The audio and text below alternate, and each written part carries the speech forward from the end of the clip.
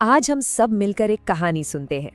ये कहानी आपको शहर की भाग-दौड़ वाली जिंदगी से सीधा उठाकर गांव के उस सुकून भरे आंगन में ले जाएगी। मतलब ये कहानी है गर्मी की छुट्टियों की, नानी के घर वाले प्यार की और हाँ, उन रिश्तों की भी जो इस सफर में ना एक बिल्कुल नया मोड़ ले लेते हैं। तो कहानी शुरू होती है एक बड़े ही आम से सवाल से। मतलब ऐसा सवाल जो शायद कई घरों में उठता होगा। सवाल था, भाई इस बार गर्मी की छुट्टियां कहाँ मनाएं? एक तरफ तो थे स्विट्जरलैंड, मनाली और मालदीव्स जैसे बड़े बड़े फैंसी प्लान्स, और दूसरी तरफ बच्चों की बस एक ही जिद, नानी का घर। अब देखना यह है कि इस प्यार भरी जंग में आखिर जीत किसकी होती है। तो कहानी के पहले हिस्से में हम देखने वाले हैं कि शहर में पली बड़ी माओं की जो मॉडर्न सोच है ना, और बच्चों की जो सीधी सादी सी ख्वाहिश है, उसके बीच कैसे एक मजेदार सा टकराव होता है। अब मजे की बात ये थी कि तीनों बहनें अपने बच्चों को पूरी दुनिया घुमाना चाहती थी। मतलब कोई स्विट्जरलैंड जाने का सपना देख रहा था, कोई मनाली तो कोई मालदीव्स। पर बच्चों की दुनिया, अरे उनकी दुनिया तो बस एक ही जगह पर आके अटक गई थी, और वो था नानी का घर। और बस यही बात तीनों बहनों को खाए जा रही थी। वो सोच सोच कर परेशान थी कि आखिर माँ में ऐसा कौन सा जादू है भाई कि बच्चे गर्मी की छुट्टियों का नाम सुनते ही बस एक ही रट लगा लेते हैं, नानी घर नानी घर। मतलब उनकी जो प्यार भरी झुंझलाहट थी ना, वो साफ दिख रही थी। तो फिर हुआ ये कि बच्चों की जिद, पतियों के समझाने और यहाँ तक कि सासू माँ के कहने पर भाई तीनों बहनों को झुकना ही पड़ा।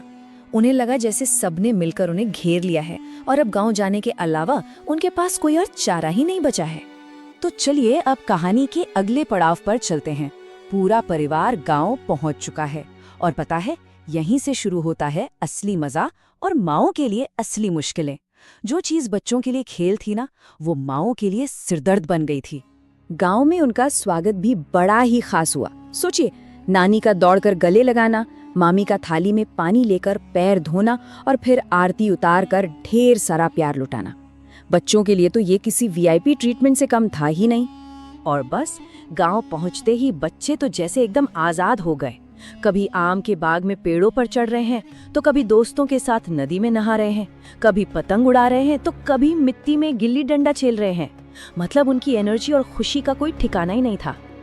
अब इसी सब के बीच गांव में एक बर्फ का गोले वाला आ गया।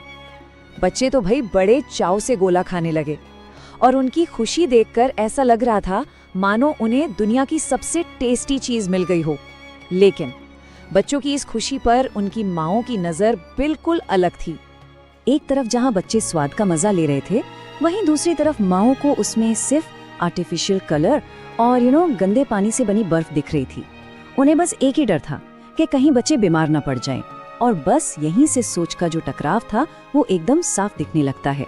तो अब हम कहानी के उस हिस्से में हैं जहां ये पता चलता है कि शहर और गांव की परवरिश के तरीकों में जमीन आसमान का फर्क कैसे है। और यही फर्क तीनों बहनों के लिए एक बहुत बड़ी चुनौती बन गया था। सोच कर देखिए जरा, शहर में डाइनिंग टेबल पर खाने वाले बच्चे अब जमीन पर पत्तल में बैठकर खा रहे थे। मुलायम बिस्तर पर सोने वाले अब आंगन में चटाई बिछाकर सो रहे थे। और जो बच्चे घर के अंदर खेलते थे, वो अब पेड़ों पर चढ़ रहे थे। ये सब देखकर माओं की चिंता तो भाई बढ़ती ही जा रही थी। जब माओं ने बच्चों को ऐसे बेफिक्र होकर पेड़ों पर चढ़ते और धूल मिट्टी में खेलते देखा ना, तो उन्हें सच में लगा कि बच्चे हाथ से निकल रहे हैं। उन्हें ये डर सताने लगा कि गांव का ये माहौल उनके बच्चों को पूरी तरह बिगाड़ देगा। लेकिन बच्चों का नजरिया तो बिल्कुल ही अलग था। उनका कहना था, शहर में तो हमें हर बात पर टोका जाता है, पर यहाँ हमें आजादी मिलती है। वो कहते थे कि यहाँ वो खुद से खेलते हैं, खुद से गिरते हैं और खुद से ही सीखते हैं। और अब कहानी एक ऐसे मोड़ पर आती है जहाँ माओं की चिंता और गुस्सा धीरे धीरे समझ और एहसास में बदलने लगता है। ये कहानी का आप कह सकते हैं सबसे इमोशनल हिस्सा है। ये कुछ ऐसे पल थे जिन्होंने सब कुछ बदल कर रख दिया। जैसे जब एक बहन के सिर में दर्द हुआ तो माँ ने बिल्कुल बचपन की तरह सिर दबाकर चंपी की। फिर एक दिन जब उन्होंने अपनी माँ को एक पुरानी सी साड़ी में देखा तो उन्हें एकदम से एहसास हुआ कि अरे, उन्होंने तो कभी माँ को कुछ दिया ही नहीं। और फिर एक रात जब वो छत पर ठंडी हवा में सोई तो उन्हें वो सुकून मिला जो शहर के एसी कमरों में भी कभी नसीब नहीं होता। और ये बात उनकी भाभी ने कही थी जब बहनों ने अपनी माँ की पुरानी साड़ी पर सवाल उठाया था। इस एक लाइन ने ना उन्हें जैसे आईना दिखा दिया और उन्हें अपनी गलती का बहुत गहरा एहसास हुआ। और जो सबसे बड़ा बदलाव था वो तो उन्होंने अपने बच्चों में देखा। कुछ ही दिनों में गांव के ताजे खाने और खुली हवा ने अपना असर दिखा दिया था। बच्चे पहले से दुगने सेहतमंद और एक्टिव दिखने लगे थे। कमाल की बात तो ये थी कि जो खाना वो शहर में 1000 नखरे करके खाते थे ना, वही खाना अब गांव में बड़े चाव से खा रहे थे।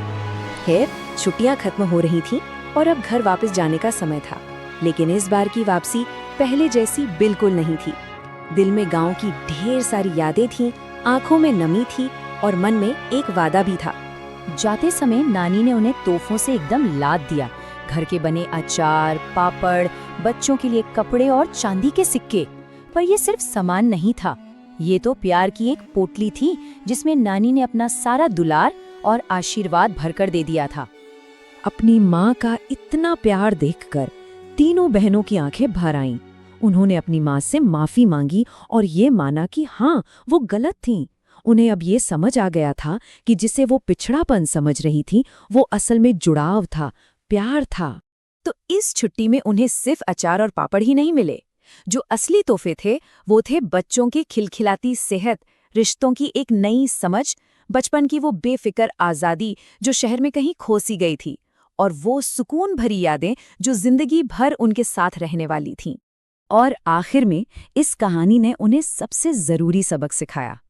बहनों को ये समझ आ गया था कि असली खुशी महंगे वेकेशंस या बड़े-बड़े घरों में नहीं होती, बल्कि वो तो अपनों के साथ, उनके प्यार में और उन छोटी-छोटी चीज़ों में होती है जो सीधे दिल को छू जाती हैं।